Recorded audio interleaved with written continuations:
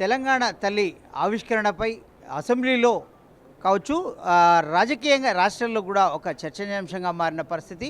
ఇదే నేపథ్యంలో ఇదే అంశంపై మనతో మాట్లాడేందుకు BJP Nizamabad urban MLA Dhanpal Suryanarayana Gupta మనతో ఉన్నారు. వారి మాటలను తెలుసుకుందాం.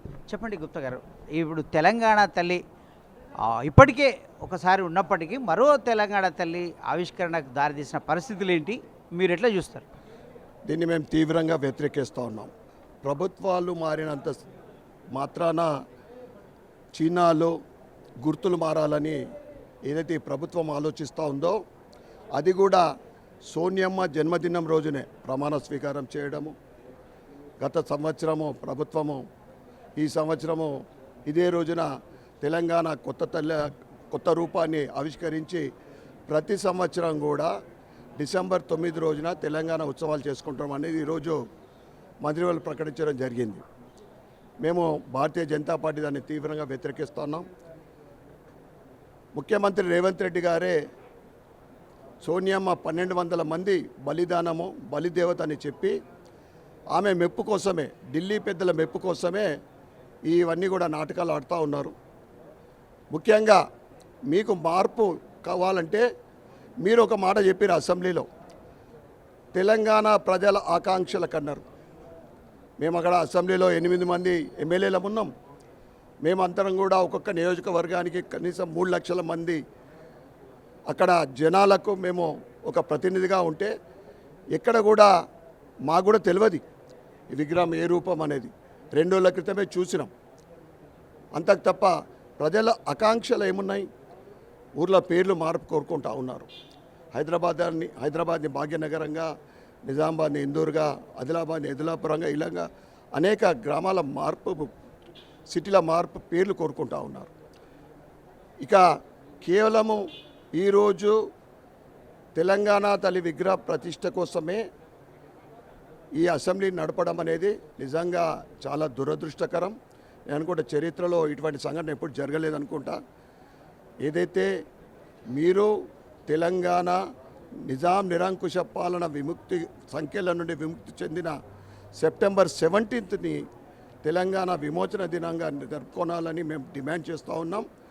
ఏదైతే తెలంగాణ తల్లి మీరు వేషధారణ మార్చిండ్రు, టీఎస్ని టీజీగా మార్చిండ్రు, మీరు ఇచ్చిన 6 గ్యారంటీలు ఇప్పటి వరకు కేవలము పూర్తి స్థాయిలో అంటే మహిళలకు బస్సు ఫ్రీ బస్సు మాత్రమే. అయితే ఇక్కడ ఒక విషయం గమనించాలి.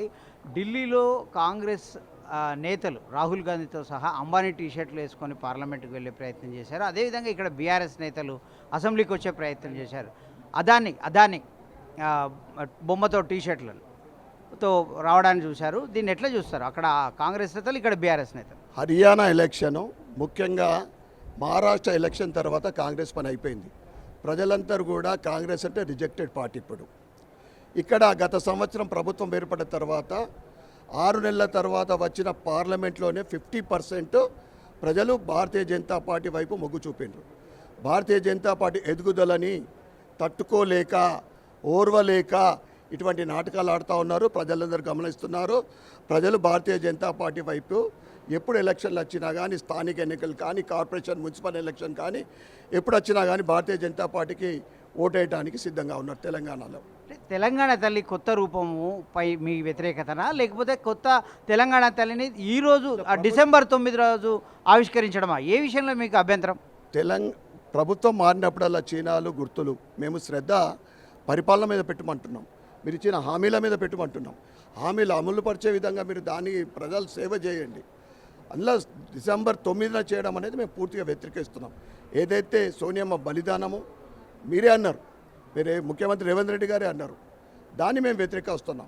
అంటే ప్రతి సంవత్సరం డిసెంబర్ 9 రోజున తెలంగాణ తల్లి ఉత్సవాలు చేసుకోవడం అని పూర్తిగా మేము వ్యతిరేకిస్తూ ఉన్నాం. అంటే తెలంగాణ తల్లి, కొత్త తెలంగాణ తల్లి రూపాన్ని ఆహ్వానిస్తున్నారా? దాంట్లో బతుకమ్మ లేకపోవడం అనేది తీవ్రంగా నిరాశపరిచింది. దానికి మేము సమతంగా లేము. బతుకమ్మ ఉంటే బాగుండేది దాంట్లో. అలాగే ఇంకా ఇప్పుడు ఈ ప్రభుత్వం విజయోత్సవాలు జరుపుతుంది. ఒక వారం రోజులుగా ఈ జరుపుతున్న విజయోత్సవాల పైన మీ అభిప్రాయం ఏంటి? కింది స్థాయిలో ప్రజలు విజయోత్సవాల పట్ల సంతృప్తిగా ఉన్నారా? గత బీఆర్ఎస్ ప్రభుత్వము 10 సంవత్సరాల తర్వాత విజయోత్సవాలు చేసుకున్నది. రేవంత్ రెడ్డి గారు 1 సంవత్సరం తర్వాత అంతకు మించి విజయోత్సవాలు చేసుకున్నాడు. కేవలము పొలిటికల్ డైవర్షన్ కోసమే 26 రోజుల నుండి జరుగుతున్నది. నేను నిజామాబాద్ పోస్ట్ ఆఫీస్లో రిజిస్టర్ పోస్ట్ చేసి వారం 10 రోజులు అయింది. వారం 10 రోజులు అవుతా ఉంది. బహిరంగ లేఖ ముఖ్యమంత్రి గారికి రాసిన 26 రోజులు 26 పాయింట్లు. మీరు ఏం సాధించిండ్రని ఈ ఉత్సవాలు చేసుకుంటా ఉన్నారు? మహిళలకు 2,500 రూపాయలు ఇచ్చిండ్రనా? 2,000 పెన్షన్ 4,000 చేసిండ్రనా? పూర్తి రుణమాఫీ జరిగిందనా? రైతులకు భరోసా ఇచ్చిండ్రనా? నిరుద్యోగులకు 4,000 రూపాయలు ఇచ్చిండ్రనా? ఏదైతే కాలేజు గర్ల్స్కు మీరు స్కూటీలు ఇచ్చిండ్రనా? కళ్యాణ లక్ష్మితో పాటు బంగారం తులం ఇచ్చిండ్రనా? ఈ రకంగా మీరు అన్ని వర్గాల ప్రజలకు మోసం చేసి ఎక్కడ 6 గ్యారెంటీలతో పాటు 5 డిక్లరేషన్లు ఎక్కడ పోతే అమ్మవార్ల ఒట్లు పెట్టుకొని మీరు చేసిన డిక్లరేషన్ ఇప్పటికి ఏది కూడా లేదు.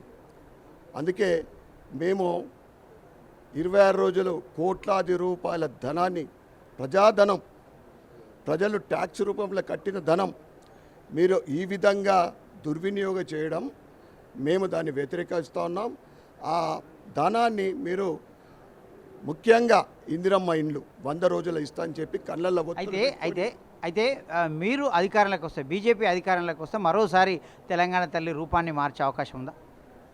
తెలంగాణ తల్లి మీద కాదు, మేము ప్రజలకు ఏ విధంగా ఇప్పుడు గత 10 సంవత్సరాల నుండి ఉదాహరణకు డబుల్ బెడ్రూమ్లు అని చెప్పి ఎవ్వరికి మా నిజామాబాద్ నియోజకవర్గంలో ఒక్కటంటే ఒక డబుల్ బెడ్రూమ్ లేదు. దేశవ్యాప్తంగా నరేంద్ర మోడీ గారు ఆవాస్ యోజన కింద 10 సంవత్సరాల కాలంలో 4 కోట్ల ఇండ్లు కట్టించిండ్రు. ఈ 5 సంవత్సరాల్లో 3 కోట్లని చెప్పడం జరిగింది. నిరంతర ప్రక్రియ జరుగుతూ ఉంది. తెలంగాణలో కూడా 2 లక్షల ఇండ్లకు మొదటిగానే ఇచ్చిండ్రు. ఆ తర్వాత వీళ్ళు లెక్కలు చూపెట్టకుంటే ఆవాస్ యోజన కింద డబ్బు రాలే. దానికి ఒక ఉదాహరణ, భారతీయ జనతా పార్టీ ప్రజల కోసం పనిచేస్తుంది. ప్రజల అవసరాలు ఏదైతే ఉందో ముఖ్యంగా పేదల గురించి, మధ్యతరగతి వాళ్ళ గురించి ఆలోచించే మేము పరిపాలన మీద దృష్టి పెడతాం తప్ప ఈ పనికి వాళ్ళ ఈ లోగోలు, ఈ వేషధారాల గురించి కాదు మేము ఆలోచించేది. Thank you. ఇది మొత్తం మీద బీఆర్ఎస్ ప్రభుత్వం చేసిన విధంగా అట్లాగే కాంగ్రెస్ ప్రభుత్వం కూడా ప్రజాధనాన్ని విజయోత్సవాల పేరిట దుర్వినియోగం చేస్తూ ఉంది. తెలంగాణ తల్లి రూపంలో బతుకమ్మ లేకపోవడం చాలా వెల్తిగా ఉంది. అలాగే డిసెంబర్ 9నే తెలంగాణ విజయోత్సవాలు కావచ్చు, ఏ ఉత్సవాల పేరు మీద ప్రతి సంవత్సరం చేసుకుంటామని ప్రభుత్వం ప్రకటించడాన్ని కూడా మేము వ్యతిరేకిస్తున్నామని చెప్తున్నారు. బీజేపీ అధికారంలోకి వస్తే బీజేపీ ప్రభుత్వంలో ప్రజల అవసరాలు, ప్రజల సంక్షేమే ఉంటుంది తప్ప ఈ అనవసరమైనటువంటి ఖర్చులు, రాద్ధాంతాలు, అడావిడి, డంబాచారాలు మేము చేయము అని కూడా బీజేపీ ఎమ్మెల్యే ధన్పాల్ సూర్యనారాయణ గుప్తా చెప్తున్న పరిస్థితి. వీడియో జర్నలిస్ట్ కృష్ణతో శ్రీనివాస్, సిటీ విజన్, హైదరాబాద్.